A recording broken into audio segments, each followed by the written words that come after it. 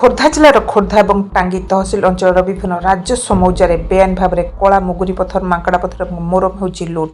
ମାଫିଆମାନେ ବେଧଡ଼କ ଭାବରେ ଖଣି ଖୋଳି ଲୁଟ୍ ଚାଲିଛନ୍ତି। ମାଫିଆମାନେ ଜେସିବି, ପାୱାର ଟିଲର ଲଗାଇ ପଥର କାଟି ଟ୍ରକ୍ ଟ୍ରାକ୍ଟର ଲଗାଇ ଲୁଟି ନେଉଛନ୍ତି। ମାଫିଆମାନେ ଲଘୁ ଖଣିଜ ପଦାର୍ଥଗୁଡ଼ିକୁ ଲୁଟ୍ କରି ଜିଲ୍ଲା ତଥା ଜିଲ୍ଲା ବାହାରକୁ ଚାଲାଣ କରି ମାଲେମାଲ ହେଉଥିବା ବେଳେ ସରକାରଙ୍କର ଲକ୍ଷ ଲକ୍ଷ ଟଙ୍କାର ରାଜସ୍ୱ ହେଉଛି ଲୁଟ୍।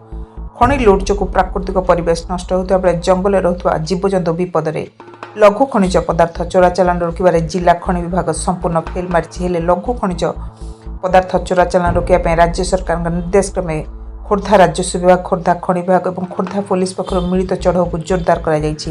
ଖୋର୍ଦ୍ଧା ଜିଲ୍ଲାର ଜଙ୍କିଆ ଥାନା ଅନ୍ତର୍ଗତ 16 ନମ୍ବର ଜାତୀୟ ରାଜପଥରେ ଅତର୍କିତ ଚଢ଼ଉ କରି 6ଟି କଳା ମୁଗୁନି ପଥର ବୋଝେଇ ହାଉଆ ଜବତ କରିଥିବା ବେଳେ ଟାଙ୍କଳ ଓଳସିଂରେ ଚଢ଼ଉ କରି 2ଟି ମାଙ୍କଡ଼ା ପଥର ବୋଝେଇ ଟ୍ରକ୍ ଜବତ କରାଯାଇଛି।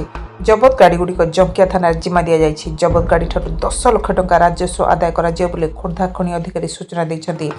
ଆଗାମୀ ଦିନରେ ବେଆଇନ ଲଘୁ ଖଣିଜ ପଦାର୍ଥ ଖଣିରେ ଚଢ଼ଉକୁ ଜୋରଦାର କରାଯିବ ବୋଲି ଜଣାପଡ଼ିଛି। ନିରାକାରପୁର ବାଲୁଙ୍କେଶ୍ୱର।